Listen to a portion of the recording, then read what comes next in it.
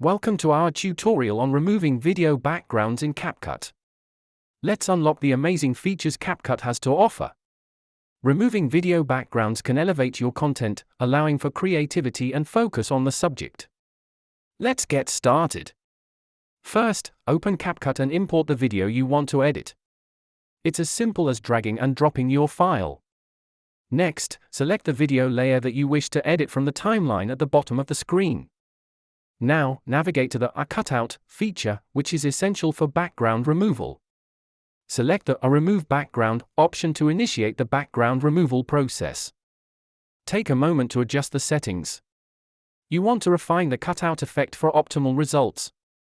Now, review your video and make any necessary edits to the remaining elements. Finally, export your video with the new background. Make sure to select the desired video quality before you save. Congrats! You've successfully removed the video background.